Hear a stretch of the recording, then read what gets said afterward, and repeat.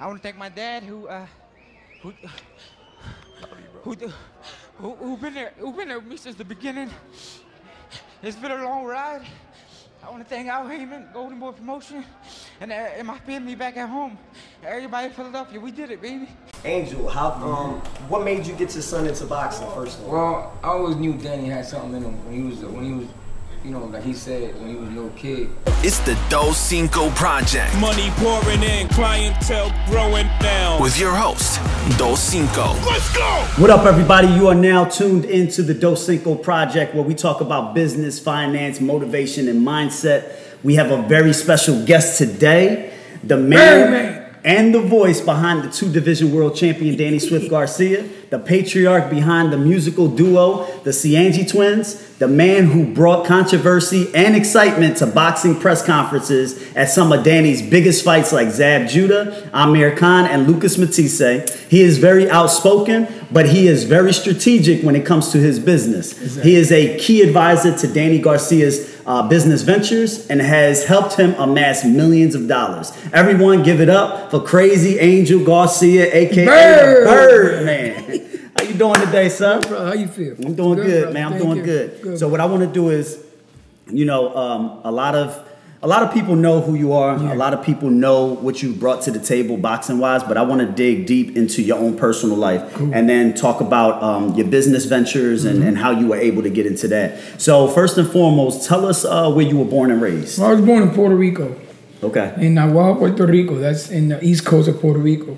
That's in between Fajardo, Cagua. It's a small town, very hillbilly town. Okay. You know, and I lived there till I was 6. And then my parents, my mom, well, my uncles and your family too, because you're my nephew. But, you know, people don't know that he's my nephew. But they moved to, they used to come to America to do farming work. In the summertime, they used to have farmers come over from Puerto Rico. It was a program. Because Puerto Rico was not federal funded yet. At that time, people still had sugarcane fields out there, hard workers. Right. You know, we were still like third world country, Puerto Rico. It wasn't Americanized like it is today. Right. So long story short, our uncles used to come down here, my mother's brothers, and farm in Jersey. You know, pick apples, peaches. Every year was something different for the farmers. So that's how we ended up in Philadelphia. Through farming, hard workers. That's what they were. So that's how we end up. I came here in America when I was 6 to Philadelphia. I've been here 50-some years. I'm not going to tell you exact the numbers, but you probably don't even know my age, do you? I don't. I know you act like you're 20. Well, I know my age. I'm an older man, not an old man. It's a difference. Right, exactly. So that's how we end up in America. Okay. You know, and our parents, your ancestors, they're hard workers. It was nothing given to us. So it's all about hard work, man, dedication. Right. You know, success comes hard work. Exactly. Nothing's given to you. You stay home and wait for stuff to fall out the sky. It's not going to happen. It's like you're a hard worker. Thank you. Appreciate it. You know what I mean? None comes off from the sky. I was taught that as a young child. Right, right. You know, when I was 10 years old, I was shoe shining. You know, I shoe shine. I cleaned corner stores. I took out their trash for $2. I cleaned bakeries when I was a kid. I was already in that mentality. Well, so you were around. So obviously, you know, you had relatives that were hard workers, like you mentioned. Did that give you that hustler's mentality? Well, yeah, it made me who I am today, hard worker. Okay. You know, my uncles, they work hard. You know, and they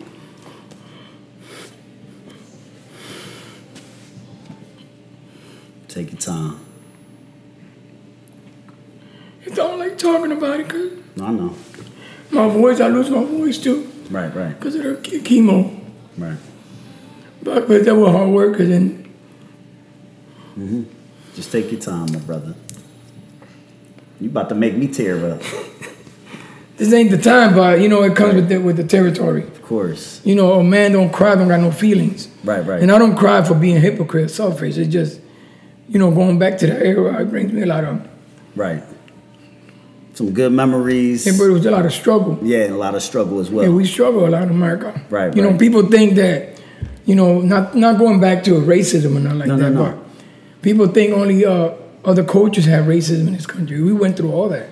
You know, my parents could speak English, and they would whisper to me in the bus stop, and I couldn't understand why they whisper at me in Spanish. Right. It was because back then, there wasn't too many Spanish people in America.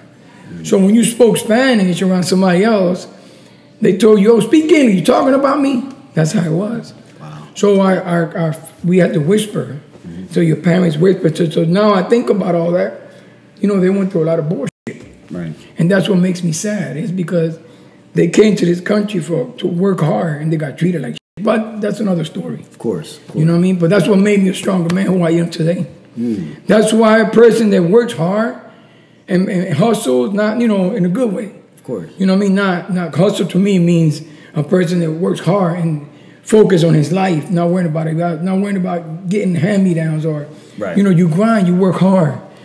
I look up to people like that. That's what motivates me. Right, exactly. If you work hard, I respect you. And if you need my help, I'll help you because I see that you are a hard worker. Right. But if you're trying to mooch off of me by hanging with me and making me laugh and I'm supposed to pay you for that, that doesn't motivate me. Exactly. You know, I don't hang, but I be by myself. I'd rather be with not a friend because there's no friends these days. Right. But to be with a person that's not doing what you do, so that you be by yourself. Right, exactly. If your friend can't do what you do or better, or add to you, at least you know, something you say, wow, you know, that motivates me. Absolutely. So that's what makes me who I am. Gotcha. And you know, some people think, oh, he's a crazy, no, because I know what it takes to work hard. Right. So I know what it takes to be successful. Right. I probably ain't the smartest man in the world. Because I'm gonna tell you the truth, dog. If I would have been smart, like book smart, I think I would have been too dangerous for the world, man. Like, not to brag or nothing, like, I ain't trying to brag, but God know what he does. That's why God probably didn't give me that gift. Right. But I don't have to be smart to know things. Like, it's just sometimes natural things come to you. And the big man, because you got to believe in the big man too. Right. Without the big man, it's nothing. You got to believe in him because he gives you gifts and knowledge, okay, that you probably never thought you had. But everybody in this world for a reason. Right. Everybody's born with nothing unless your parents. Unless you already came into it. Wealthy, Exactly. but doesn't mean that you're going to be wealthy. Right, of course. Because, you know, you could lose it all for somebody. Yeah, because what happens is you might not be into what your father's into. Right.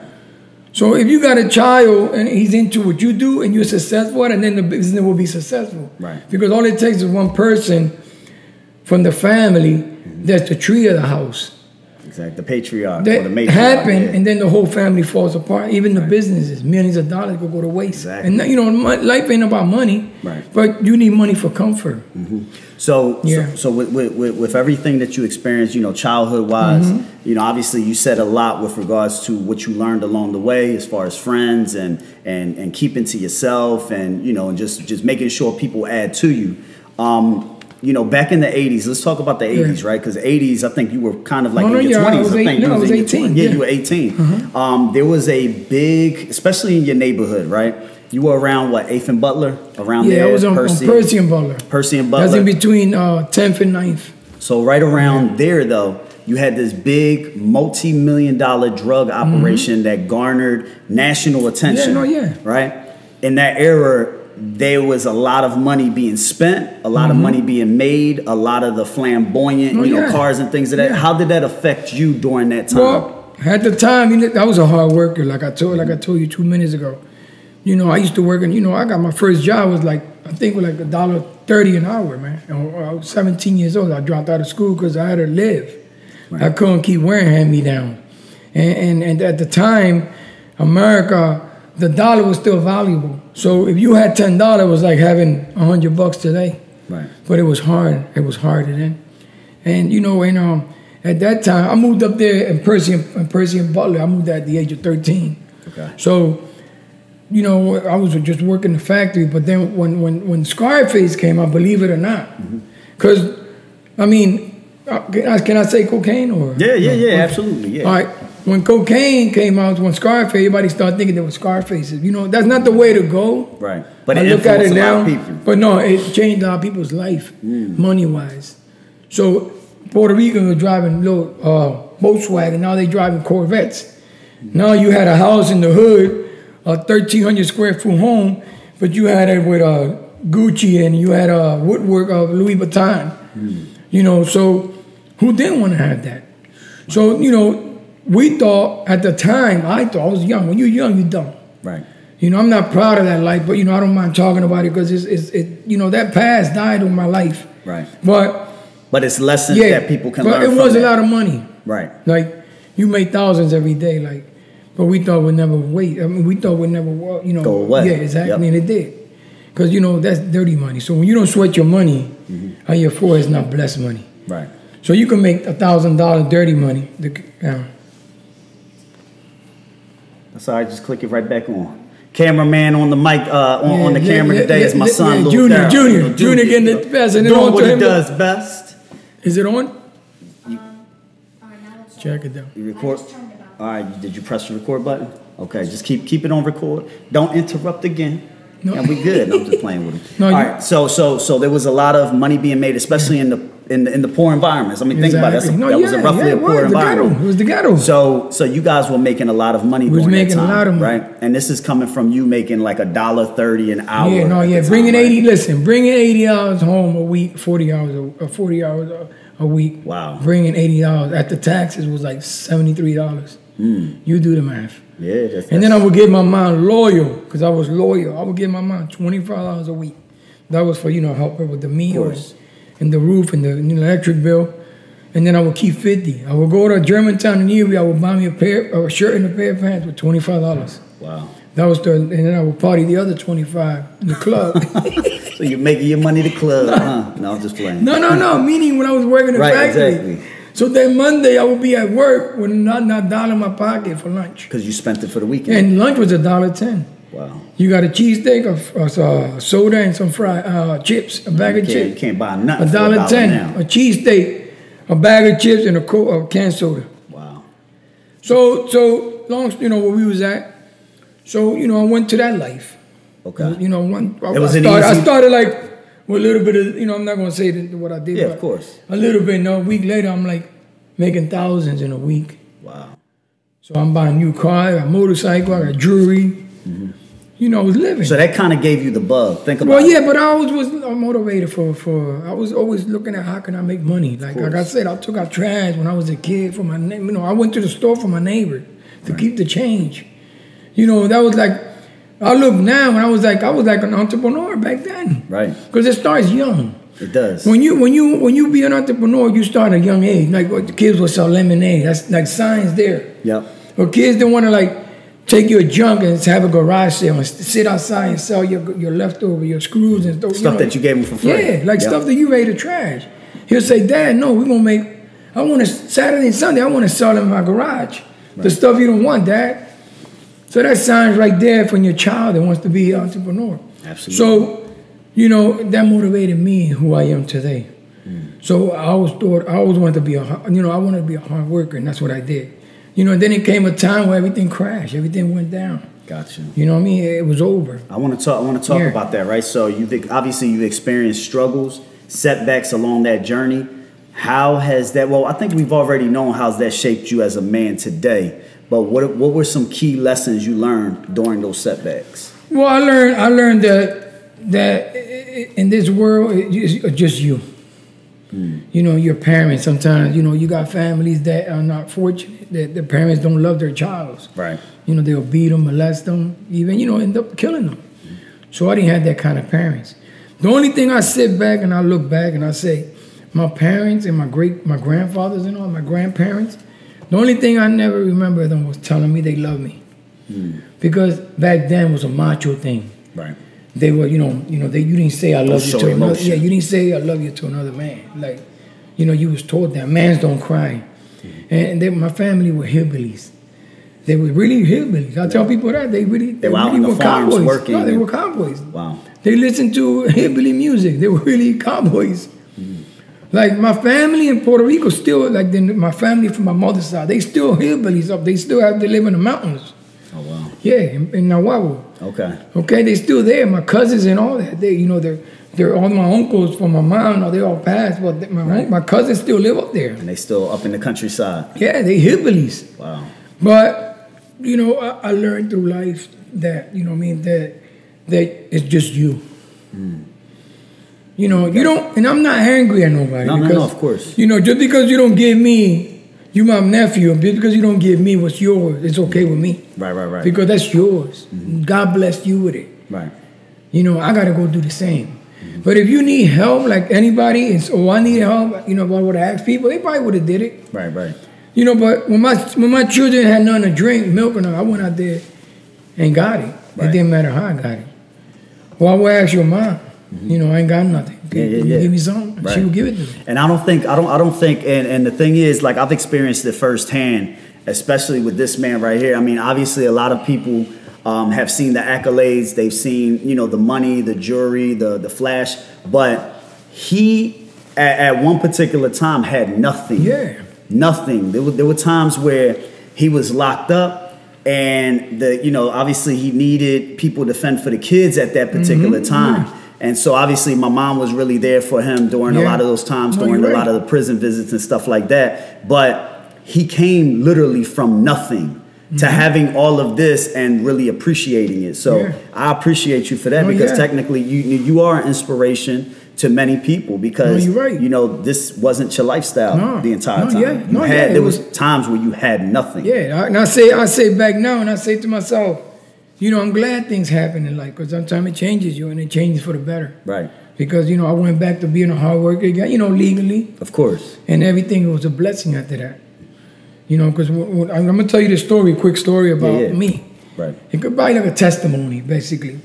When I got incarcerated, the judge had gave me 23 months. That's almost 2 years. Right. So when I was in prison, I had a dream. And the dream was, to me, it was God. It was a light. Right. To me, it was God. And he had told me in the dream, if you go this way, it's death. He gave me an option. He gave me 2 streets. He said, if you go this way, you're going to die. It's death. Because I already knew where I was going to head to. Yeah, right. I was headed towards death. I already knew. I already seen the angel of death. He was waiting for me. Right. You know, because, you know, when you're in the streets and, you know, when you're in the streets and you're doing, you know, you're in the game, you know, you're dealing with black magic. Because you got to understand, when all that comes to this country, so many people share blood. Right. People, hundreds of people die. So it's cursed money. It's possessed money. So it's witchcraft, black magic. Right. Because a lot of people, like in other countries, they believe in black magic, and they do that for spells for the judges, and they really do that. Right. Yeah. Exactly. You know, they really pay a lot of money for these witch doctors and stuff like that. Yeah, they pay them thousands of dollars, because I knew a bunch of guys that did that. Paid thousands of dollars to stay out of prison, and it's all lies. But at the same time, you're dealing with demons. So I already knew, so the dream told me, if you go this way, it's death. Prison of death, yep. And then he said, if you go this way, I'm giving you everything double. So the next day, I was like, wow, I had this dream, and it seemed real, and I told this guy in there, you know, you just don't tell everybody, but this guy, I kind of felt like he was my friend, not a friend, associate that I met in there. Somebody you can confide in. And he laughed about it. He said, oh, everybody thinks like that when they go out. They want, you know, everybody want to do. I said, no, brother, I'm staying loyal. I'm going to listen to this voice. So when I came home, I didn't have none like you just mentioned. I had lost everything. I had foreclosure home, you know, I lost everything. I came home with nothing. My kids were living everywhere. And a friend of mine had committed suicide. And the wife told me, move in. I don't want to live there no more. Move in. If the gas is on, the electric, stay there with the kids and get on your feet. And I got a security job at the time at a Eckers. Okay. So I was catching 3 buses to go to work. Wow. From 11 in the morning to 9 at night. But I stood loyal to me. I stood loyal to whatever it was that I had a dream with. Yep. A year later, I had a good job. I had 2 cars. They were hoopties, but they were mine. But they got you where you needed to go. And then my mother-in-law was losing a home to a foreclosure, and she said, if you pay what I owe, she owed the $8,500 to the foreclosure. She said, if you pay that off, you keep the home. And I did it, and then we moved in, and then, you know, just started building from there. Then my wife didn't get pregnant for 15 years. And I never used protection, because I never believed in birth controls and that, because you know that makes the girl, you know, hair loss and a lot of side effects that come with it. Right. So I didn't want that for her. So I chose not to use no kind of, you know, birth control for her or nothing. Yeah, and I didn't use condoms. I never used protection. Right. And my wife didn't get pregnant in 15 years. Wow. And then she got pregnant. And then she said she was having twins. That's when I knew God was real. because he said he was going to give me everything double. So I did the math. I was like, wow, that is right there. Because he gave me my twin daughters. Because he said I was going to give you 15 years, Daryl. Honest to God with you. After 15 years. Using no protection, Daryl, because God knew that was at the time. Because I probably would have born kids to this world. Probably wouldn't have had no father. So you know, obviously, you know, you mentioned being incarcerated. You mentioned having nothing to now slowly building, right? Exactly. And you're doing all the hard work. I mean, you're traveling 3 buses just to get to where you got to go. You good? Just press it again. You don't have to announce it, brother. Just turn it on. You got it. Just turn it on. So you're good. So you've had a lot of setbacks, but there was another critical setback when you caught cancer, and it was stage 4 cancer. Yeah, throat cancer. Throat cancer, practically almost on your deathbed. No, yeah. And I saw that as well. You did see that. Yeah, I was supposed to die. You were supposed to die. How did you mentally overcome that? Well, the thing was that when they tell you something like that, you know, it's tragedy. Right. So you be like, the first thing you ask yourself is, why me? Like, there's hundreds of people that got cancer in the world. Everybody has cancer cells. Right. You know, and I said to myself, why me? Like, I was confused. At first, I was like, man, it's serious? Like, I'm dying. I was stage 4, dying stage. They gave me 6 months to kick the bucket. And the doctor asked me, I said, listen, you know, what we got to do? He said, you know, it's going to be treatments, radiation, your throat, chemo. He said, it's going to be torture. We're going to smoke you. And then he asked me, are you ready? And I said, listen, that's what I do. I fight. I'm a fighter. That's what I do. Right. You know, he said, you sure about that? Because a lot of people say that. They give up. Because people give up because of the treatment. It's so brutal. You rather, listen to me, Daryl. You don't want to hope this on your worst enemy. Wow. And that's to tell you. Because the treatment is so brutal. It's not the cancer. Because cancer will kill you right away. You gone. You take, you know, they put you on what they call that, when you put you in that hospital, like... the ventilators? No, when they put you on, like, they let you die. They hospice? Yeah. So they make you comfortable with painkillers. And you just fade away. Right. But when you battle it, like the way I battled it, I took 30 days of radiation, 30 days, 45 minutes in that machine, smoking you. Wow. It was like a nightmare, yes. And it was all here, so I went here. It was like a nightmare. 30 days of chemo, straight, right after radiation chemo. And the doctor asked me, you sure about that? And I was like, listen, I'm a fighter, that's what I do. He said, you sure? But a lot of people say that. And they stop half for the treatment. They want to take a break. When you were going through the treatment, though, and you were experiencing the brutality behind that, did you ever think in your mind you wanted to give up?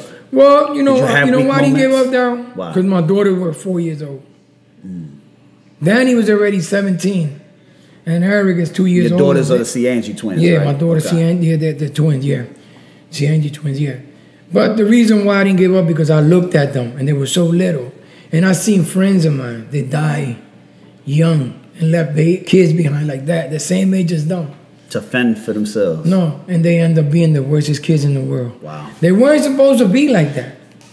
But it was their parents. But nobody gonna love you like your parents, Daryl. That's true. Nobody, listen. My daughters and my sons don't have no grandparents from my mother, my wife's side, and my mother's side. They don't have no grandparents. My kids never knew the love of a grandfather.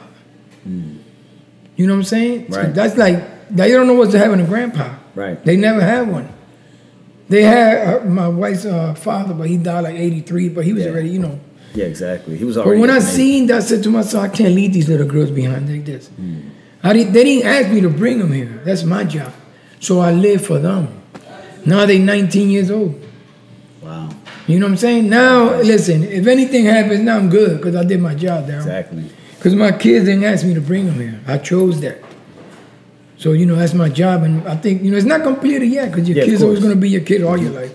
They're always going to be kids till they get married. Right. Whenever your kids need something, you got to be there for them. That's so true. That's how parents' job is. Yeah, that's so true. Through good, bad, whatever, you know, your kids, you're always going to let your kids go to the cliff, but you're not going to let them jump off the cliff.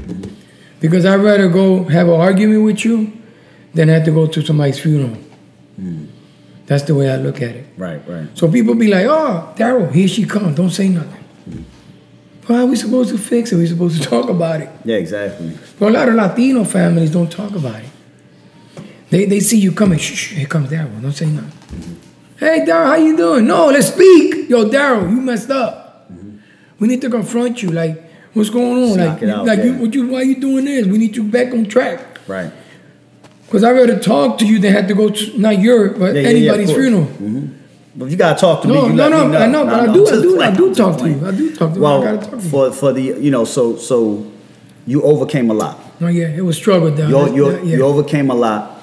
Now let's talk about your success, right? Let's talk about what you've been able to accomplish in business, right? You've never gone to school for business, but yet you have set up multiple businesses, barbershops, detail shop, retail shop, boxing, real estate projects, and so many others, right? And not only that, Danny's career. And Danny's and managing Danny and managing Danny's boxing career, which triggered everything else, right? Because how were you able to do that? Well, the boxing, I'm gonna start there because that's what got all the. That's what got us what we. That was the anchor. Yeah, because you see a lot of guys out there. That's why they say out of 1,000 could fight. Right. But it's that one that makes it stay focused. So Danny was one of them. They still focused. He listened to me because I used to talk to him a lot. I used to tell him a man learns from knowledge and wisdom if you're a good listener. It's all about, so he listened, that's the good part. Right. But you know, when you start hitting 13, 14, it gets a little struggle, but you know, he's still on track, so thank God for that. Of course. You know, I thank God every day. So, but the boxing world is also a lot of snakes and octopus.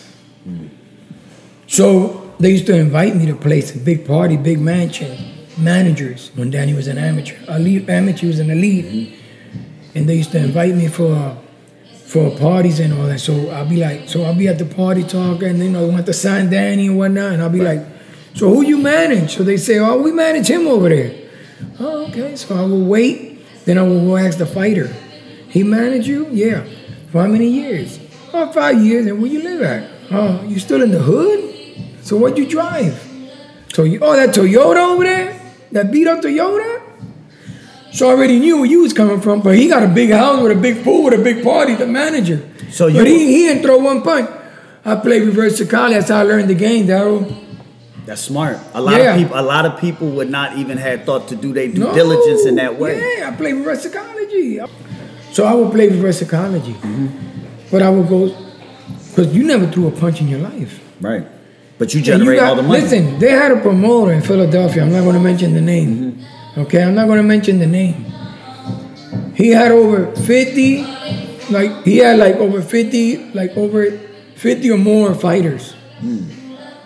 And now one is rich. Oh, wow. And he's filthy rich. Wow. And he's filthy rich. Now, they didn't have to lower it all the way. Oh, okay. Listen. Oh, by the way, the Ciangi twins are in the studio right now, getting busy making music. So if you guys hear the background, that's because we working out here. Yeah, that's good. We doing podcasts, we doing music. Yeah. We got my little 9-year-old behind the camera. On a Sunday we work. On a Sunday. Yeah. Come on, baby. That's what we do. That's what we do. We make money. That's all it. day. Now let's get back to you. Yeah, thank you, sir. Go ahead. So I would do that. I would play for psychology. Then I learned the sport. I learned the business because there's a lot of secrets in boxing. There's a lot of secrets. It's like nobody, if you know how to make money, nobody tells you.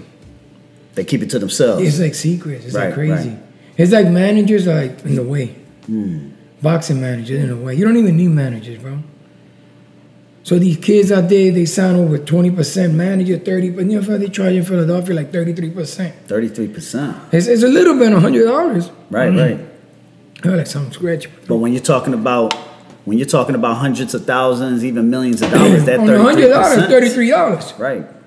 But do the math on $8 million. And then you pay the taxes. So I looked at that. I learned through the game. So I used to act dumb. I used to act real dumb to people. Because people judge you sometimes. Yeah, of course. You know, they see you funny looking, you're an idiot. But you never judge nobody. I never judge nobody. So I used to ask questions like dumb questions, and they used to wrap their hands around me like an octopus. And I used to say, only you knew, buddy. Only you knew, buddy, how smart I am. So Another thing, when Danny got signed, I don't mean to cut you off. I used to argue over anything that was missing out of his purse. Even if it was 1 cent. I wanted that 1 cent. Okay. How did you know if it was missing or not? Like, how were you able to educate yourself? Because I would negotiate Danny's. I would negotiate. I would be in an argument. Listen, I'm talking about meetings with these people that were like, we didn't start with Al Heyman, brother. We started with Charlie Finkel. Right. He's a good manager. And again, Charlie Finkel was Mike Tyson's manager. Yeah, but exactly. But he's still in people's pocket out there. I'm not gonna mention names, but Charlie would tell me to go pay the cut man. Let's say it was $100 at the time. You know, when he first began his pro career, $100. I used to say, but Charlie, I don't got $100. Right. I was just a hard work. I wasn't making no money on Danny. You were at detail shops at one time, right? I was working at dealership, a Suzuki dealer. While you were sending Danny, training Danny, and everything else. Yeah. So I was a hard worker. I was making good money. Right. But I had to pay for his travel and everything. But when he turned professional, I would tell Charlie's a multimillionaire. Right. I would say, yo, Charlie, the cut man's $100. He said, well, you pay him, Angel. I was like, but I don't got it. He'd be like, well, I don't got it. I said, well, how you don't have it? He's a millionaire. Not that I was in his pocket, but I was just a hard worker. Well, that's the way he kept his money. Well, that's how he got rich. By not trying to spend the money. No, that's how he got rich. Right, of course. See, these managers, what they do is they sign you. I'm a manager. I sign you 20% of your purse. I sign you through Golden Boy, but everything comes through me before you. So you're taking your 20%. So you getting rich through the promotion. You ain't put a dime. That's how it just works. because he's shopping you around. No, that's how it works. So managers get rich off the promoters. Right. And the fighters. But they don't do nothing. It's in the way. Right. Like, listen, but you learn as you go along, but I won't sign nobody over. Listen, when we signed Danny, I signed Danny 20%. But at the time, I didn't look at it like I look at it. No, but you learn. I learned. This was a new terrain for you. Another thing I'm gonna tell you, Daryl. I don't need to take over the conversation. Listen, I like these kids these days are getting millions of dollars. Danny was getting $2,500 Olympian alternate. Danny should have been the Olympian in 2008. Danny had an amateur background. He was getting $2,500 for a 4-rounder. Wow. And it's fighting the best. Now these kids are making 15-0 and making millions of dollars. Danny was 15-0, was making $10,000. We were so grateful. We thought we hit the lottery. Because it was a step up from where you came. Yeah, but the point was that we were so grateful. Of course. Listen, when Danny fought Morales, Danny was a world champion. No, Morales, we fought him for the title. Right. Danny fought Morales for $125,000, bro. That's nothing. Kids of these days are getting $1 million and turning it down. Wow. You know what's $125,000 to fight a world champion on HBO? Wow. But we was grateful.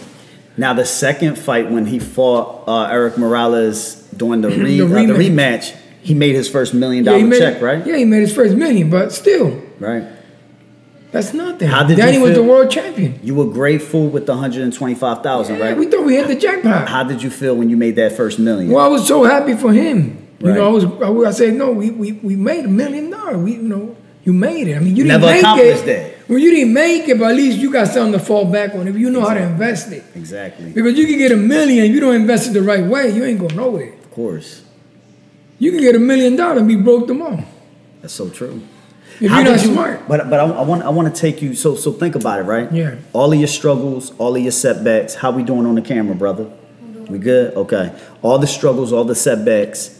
You know, negotiating deals, making $125,000 here, $2,500 during, you know, being an amateur, you know, 4-rounder alternate. Yeah. And then you received that $1 million check. Mm-hmm. What was the take us back to the feeling when you saw that check. Well, I seen the check, and I had my cousin from Puerto Rico. I brought him over. Okay. You know, he never left Puerto Rico, and I brought him. And I told him, hey, so you could feel $1 million with the check. I said, so you could tell people you had $1 million in your hand. Your hand, right. Couldn't spend it, but you had it in your hand. So I blessed him, but I guess he didn't catch the idea of it. Right. Should have motivated him. So yeah, I was happy for Danny. I thought, you know, we made it. At least we didn't get sent up the river. Right. Because you got a lot of fighters out there, like the Olympians from 2008. Too many didn't make it. Wow. Like the 140-pound Olympian that Danny had the finals with in Texas. It was a lot of politics. Where he at? He's not even around. Wow. The only ones that made it from the 2008 was Broner. No, Broner was not in the Olympic. Santa Cruz. Okay. He made it. Broner wasn't no kind of top amateur at the time. Right. So Santa Cruz, the Wilder, he was the heavyweight. Deontay Wilder? Yeah. Yep. Gary Russell. What's his name? Crawford. Okay. He was Terrence an elite. Crawford. He didn't make that in, but he was an elite fighter at the time. Okay. They made it. Danny Jacob. All the alternates became champions. Wow. It's crazy. And they still around. Yeah, and they're still around. Yeah. Wow. But that's to tell you the politics of it. But you know, I was happy for Danny when he got that million. I was like, man, this. Because after you hit that champion level and you hit that, your resume just keep going up and up and up. Your purse will never be under that. Right. You know what I'm saying? Your purse is start getting higher and higher. Then the more you fight, the higher it gets. Yep. But he earned it. Kids these days are getting $1 million and turning it down. And kids at 15, no, fight nobody. Fight God, nobody. I'm not going to say nobody. Yeah, of course. Anytime you put gloves on, you got to respect that. Of course. So I'm not going to say nobody. I'm just going to say guys not elite. So they knocking out with 3 shots and people looking at them like killers. But they're making a lot of money. How did you, you moved away from Golden Boy Promotions, right? You obviously learned a great deal there. Oh, yeah, I ain't got no bad to say about Golden nothing Boy. bad to say. They're great promoters. But then you transferred over to Al Heyman. Yeah. How was it working? How is it working with him and witnessing him behind the scenes? Because we've heard that he's like one of the most powerful men in boxing. Yeah. From what you've witnessed, what are some things that you've learned along the way watching him move? Well, what I learned from Al, I learned that he's a good man. All his fighters are wealthy. Yep. All his fighters are wealthy, so he cares for the fighters. And I appreciate that about him. And Al made us who we are. And he's been loyal to me, and I've been loyal to him. And he's loyal. Like he's always by himself. He don't got no friends. He never had kids. He never got married. He still goes Sundays, fly out. A private jet from California to Atlanta, be in church with his mom at 11 o'clock in the morning. Oh, wow. Every Sunday. His mom's still alive. And he's well known for staying behind the scenes, not even having the cameras focus in his direction. Yeah, well, people seen pictures of him. You Google yeah, of course, you can see pictures. But no, he don't like the attention. It's not his, but it's the fighter. He's right. He just likes to stay behind the scenes. Yeah, but it's right. But you at the end of the day, the fighter's a star. Right. It's like that channel they went away. I'm not going to say the name. Yeah, of course. That channel, they used to do a lot of boxing, went away. Yeah. That's what made them go downhill, because they had all these guys that were doing the commentating, and they were more rich than the fighters. Wow. What was the greatest piece of advice that Al Heyman ever gave you? Well, I never asked him, but he always, like when Danny asked him, like he just tells, he told us the investment in the stock market. Okay. That's a good way to go. Yep. And just to be smart with your money, and and don't spend it on dumb shit. Right. And you got to do that, but the thing is that you don't need an advice from somebody. Yeah, of course. For you, but if you want to blow money, you want to blow money. But the thing about your money, you got to double it. Like at first, you got to save your money. You can't eat lobster tail from the beginning. You can eat lobster tail later. Right. Or some people run into the money, they start giving it all to their family. Yeah. No, God gave it to you. Bless it, and then you help your family. That's how it works. But, what I learned from him is hard work. At the end of the day, there is no magic word in life. Mm-hmm.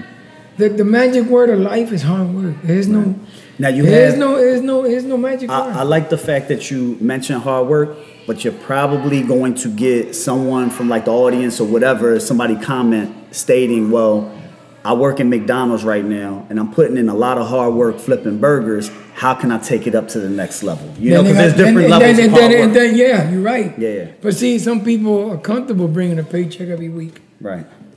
It's just they want that. It's not that they have to. Yours was more like the hustle. Yeah, but the thing was, if I was miserable in a job, I moved on. Got you. You got people that been in jobs. So you never settled. If I hated the job, I moved on. Right. Like some people been say, how long you been working? They say 20 years, and they be like, I hate this damn job. You been here 20 years? And you didn't move on? Like what kept you from staying here? Like move on. Right. If you're not happy, it's about being happy. Mm-hmm. You gotta enjoy what you do. Like me, like if I could take a home and it be gutted, and I could take it and make it beautiful, and I enjoy seeing it, the after work. I enjoy seeing the product coming together, the project. I could see it coming together in the house, in the time, and that motivates me. Talking about real estate, right? I'm glad you mentioned that. I'm thinking you looking at the script without looking at it because you segue right into it. I appreciate that. Real estate. You have a lot of real estate projects going on. Mm-hmm. You own a lot of real estate. What made you get into that area of business? What made us get into the real estate was at the time. I need you down here to continue to press the button. Before the crash in what was it, 90s? The real estate crash in 2008? Yeah, I think it was 2008. Yep. The market was great. Yep. The market was great on properties, and we seen the opportunities. And we didn't have a lot of money. Right. She's scared me. I thought it was something happened. That's my little dog. That's the dog acting up. So at the time we didn't have money that we got today, but it's unfortunate to say this, but a lot of people are losing their homes. Right. But a lot of people that have money was. It's a great opportunity right now to invest and have the money. Yeah, it might sound cruel, but right. But it was not nobody's fault. It was the bank's fault. Absolutely. The banks of America. They were giving mortgages to people that were like on SSI. They couldn't afford. So you would go to the bank. You would say, "I want a mortgage of $80,000." Right. They would say, "No, we're not giving you 80. We're giving you $250,000 home." So you was like, "Wow, $250,000 home," and then they knew you was gonna lose the home because you was living on SSI. Right. So there was, they were just taking the money and abusing it because the federal government wasn't keeping an eye on the banks. Gotcha. So that's what crashed the economy. Right. But at the time, it was a great opportunity because the market was great for sellers, like to flip homes, and so you'll flip 40,000 and make 40,000 on top. Yep. So it was a great opportunity to flip. So that's what got us into it, because we always wanted to. And you manage all of your projects, right? No, yeah, I do all Danny's projects. Okay. I run the whole thing. I ran this whole house. This house right here. It took a year to bring this house. This was a foreclosure here. Now this house. Where you at right here, right now, this was all in the ground. This was all in the mold all over. This was crazy. This house is what, 7,800 square feet? Yeah, 7,800. It's a mansion, right? Yeah. And I think you got it for what, like 3? Yeah, we paid $350,000 for this. Yeah. We spent another. He's gonna hear all you running. That's cool. We spent another $300. We spent $650,000 in this home, but this home is worth.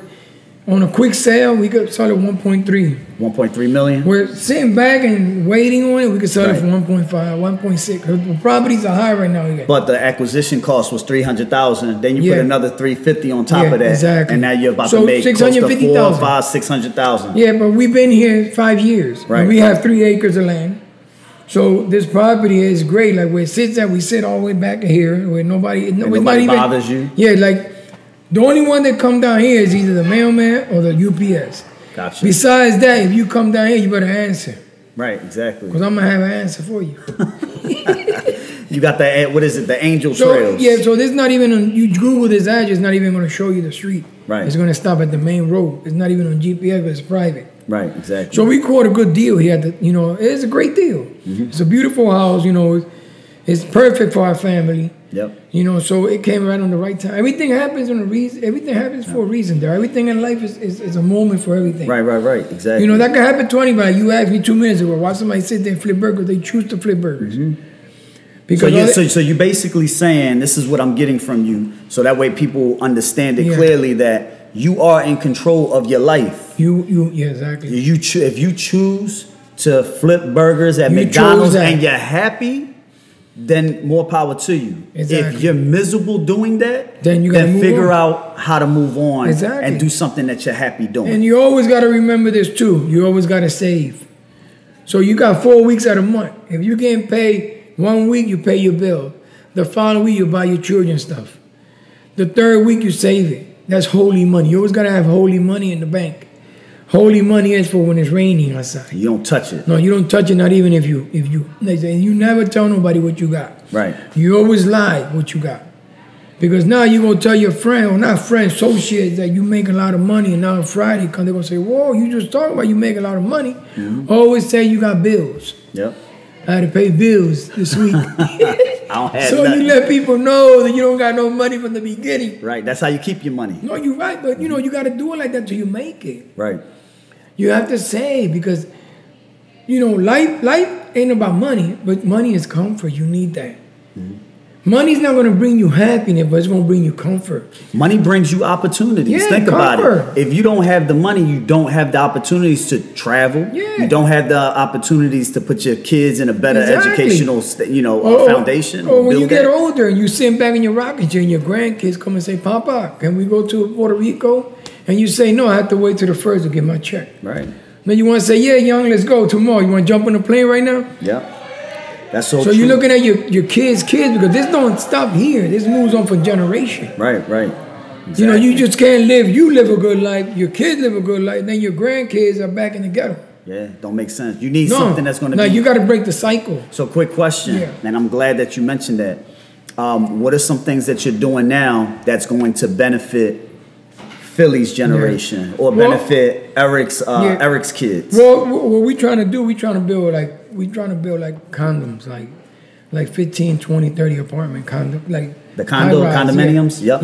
We trying to work on that, so we secure our children's and our great grandchildren. So you're looking at building these high rises, so to speak, and nice. We invest in property, big property, factory. They come around, abandoned. We buy them, fix them. Mm-hmm. We taking this to another level. So when we sit back, we getting income a month, $40,000-$50,000 income. So without working, I'm saying. Yeah, sitting of course. back. Having that money work and for plus itself. Stock market too. Right. So make a lot of money in the stock market. So you're used to, doing these projects, these row home projects, 1,200 square feet or what have you. Then when you take a project, 30 condominiums. Mm-hmm. That's a huge project. No, yeah, but we working with engineers and big general contractors. Okay. Where they doing like say an example in the city. Right. We know guys that doing projects in Juniata, big $50 million projects. They involved in the neighborhood, so we got relationship with these people. Gotcha. We got relationship with them. They on board. We could either be investors or we could go on our own, but we using their team. We using a team of contractors. We using a team. It takes a teamwork. But just because you get a team, you still got to keep an eye on everything. You have and this is, like you said, if you were book smart, you would be dangerous, right? You're right, exactly. Without the formal education that you would normally possess, college degrees and all of this stuff, you come in with none of that, but yet still have that confidence to get into the room with those individuals and actually make deals. What gives you that confidence? Well, because I look at them like regular people, dog. You can't let that get in your head. Because you can't look at somebody and judge somebody. So you got to your mind got to be strong, dog. You really got to believe in yourself. Right. So you got to know how to separate your speech. Sometimes people, just because we were raised in the hood, we're not educated, doesn't mean we have to be ghetto all our life. Right. You got to learn how to be well-spoken person. Let them know that we here, we serious. Mm-hmm. And they take you very serious. And after that, how many investors tell us that people go in there and they turn them down because they can't feel their energy? Mm-hmm. Or they be too stuck up. And you know what they tell us? They say, look, your energy is great. Like, your chemistry is great. Like, we could do business all day long. Right. Because it's about chemistry, it's about energy. Because they told us that. Mm-hmm. A lot of them big investors, they told us, work with you. No, they say, listen, people walk in here with millions of dollars. We turn them down because we can't feel their energy. Right. Like, they just can't deal with it. Like, they can see headaches. Right. Like, too much, oh my God, I eat caviar. So you're looking at it from a standpoint where, from their perspective, they want to see if they can be able to work with you. Exactly, for the long they want to term. see the real side. It's kind of like they a marriage.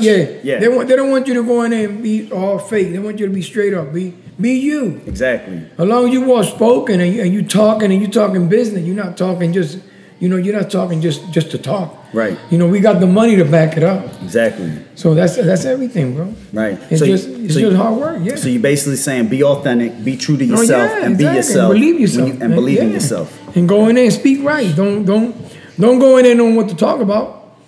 That makes sense. You got to know what you're talking. You got to know what you want. Like, just can't let him do all the talking and you just sit back and you wondering, what is he talking about? Right. You got to know how to speak to when they ask you a question. You got to know how to answer that. Exactly. So they know you're serious. You're not just in the office wasting their time. Right. That makes sense. What's a day in the life of Angel Garcia? Well, a day of Angel is I get up, What time you get up? I get up every day at 5:30 in the morning, 6 o'clock. That's always That's no alarm clock. Okay. My body just gets, I can't sleep all day down. Right. If I sleep past 8, I'm getting a headache. Because I don't sleep my life away. Every day is a great day, man. Like, you got to understand, you got to be grateful. So you got to take advantage of your time because you're not here forever. And you don't know when your time is over. Right. You know, it could be any day your time is over here in this earth. You gone. Right. Ain't nobody gonna get you out of your grave, so you gotta have fun, Darryl. You gotta be you. You gotta enjoy your life. I wake up at 6:30 in the morning. First thing I open my eyes, and I see my energy, how I'm feeling. I sit back and I take a breath, and I feel a little down, whatever. I ask God to help me, give me the strength to move on. Now, when you are, and I do a small prayer every morning. Okay. You know, for me, for my family, right. for anytime I feel my energy. Right. And that motivates me. How do you pick? Okay, so that motivates you. You know, like you mentioned, sometimes you'll feel down or what have you, because obviously you're not always that exciting. Well, we're humans. We're humans. So everybody suffers from everything. We all suffer from anxiety, depression. Every day is not a great day. Right. You know, every day is a struggle in life.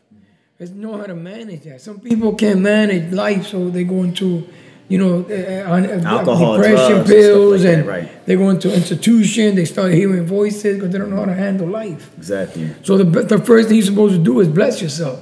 Thank God that you opened your eyes, because some people ain't fortunate enough to open their eyes. Some people are real sick. Like, right. I went through that. Mm-hmm. So you have an appreciation because you could have saw death. Yeah, exactly. Actually, well, I appreciate life close. every day, Darryl. Exactly. I appreciate. I'm grateful for everything I got. I'm grateful for, if you give me something real little, I save it forever. So then he think I'm a, what you call that when you save everything? Hooter? What you call that? Hoarder. Yeah, hoarder. He think it's because I didn't have none when I was a child. So I'm grateful for everything. So I'm grateful, Darryl. I'm just grateful. Right. It don't have to be for big things. I'm grateful for little things too. Like I don't have, like I tell my family for my birthday, I don't want nothing for my birthday. Right. Just give me, I love you, Dad. For Christmas, I tell my family, we don't gotta go spend all on Christmas present, 20,000 present under the tree. It's all about family. Just give me a $40 present. Just give me a $40 present. Because you technically have everything you want. The thing is, bro, that Christmas, I'm not trying to ruin nobody's Christmas. Right. It's a good holiday. You know, it's good to have fun with your family. You know, a little party, a little drink. You know, have fun, enjoy good memories. Right. But Christmas is a man-made thing. It's entrepreneurs in Europe thought about that. You know, it is. Nobody knows when Jesus was really born. Right, exactly. That's all, because Puerto Ricans, us Latinos, believe Jesus was born on January 6th. We believe in the three wise kings.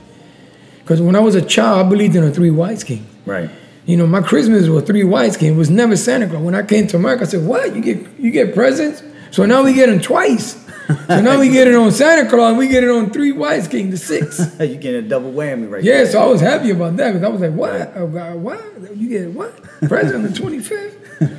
So it's a man-made thing, Darryl. Right. That's all. So you all about family, getting together and just showing love. Yeah, just give me love, man. Tell me you love me, man. I want you to imagine yourself, or I want you to imagine talking to your 20-year-old self. Right? Okay. So you see your 20-year-old self. You've already lived the 30-plus years that this 20-year-old has not lived yet. Exactly. What is the piece of advice that you would give him that would change the trajectory of his life? The first thing I would tell him is that you got to be a listener. You have to listen. In life, everything's about listening. You have to, because you might say something to me, and it might not sound, I might not have heard it like you told me. Then you got to tell me again twice. And then I heard it. Because what happened, people listen to things differently. Believe me, Darryl. You could say something, somebody heard it differently. Right. So if I got to tell you a secret, you tell me, I tell him over that. By the time we get back to you, it's totally different. So that in life, you got to look at life, listen to things and catch it, because you might catch it wrongly. So life is about listening. You got to be a listener. You want to be successful, you got to be a listener. It's all that comes down to. Listen and hard work. Gotcha. So I would tell a 20-year-old, listen, man, you might look at me like I'm crazy. But he's going to look at you crazy. Right.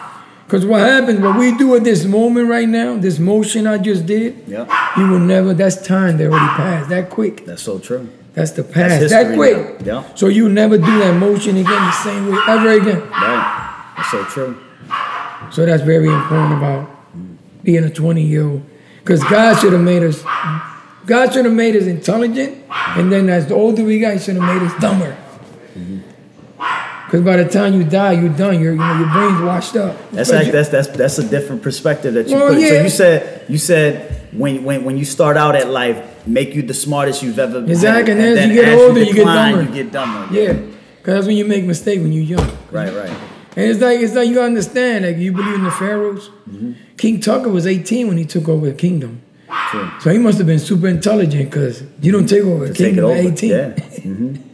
So that tells you everything right there. Alexander the Great conquered the majority of the known world before his. So I look at the Egyptians because nobody can really say about the Egyptians. There's no really people can't really talk about.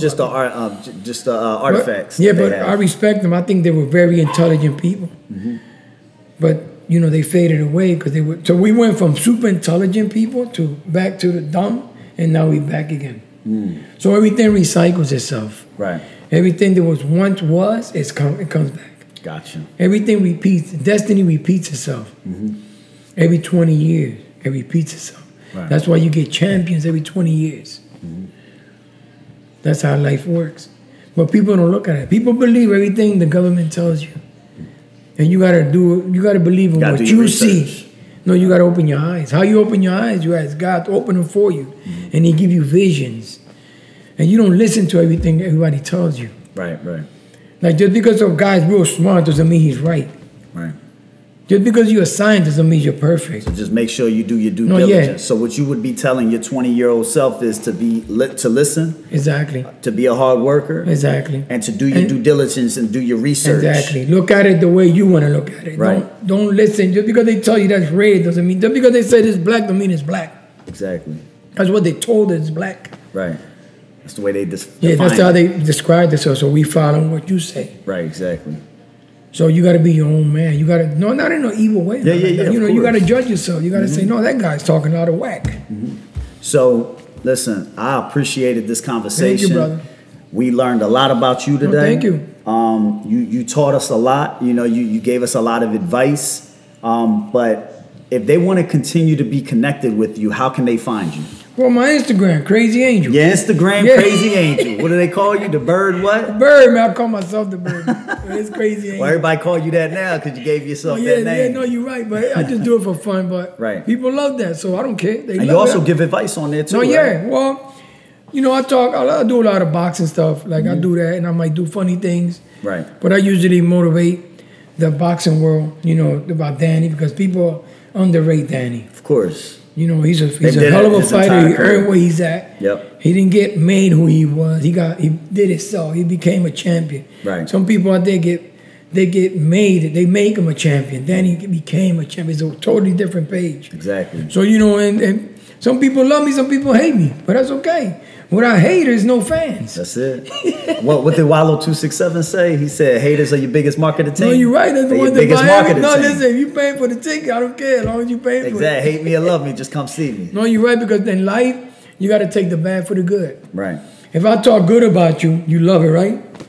But if I say something negative, you look at me. No, you got to take the bad for the good. Right. So that's why I look at life.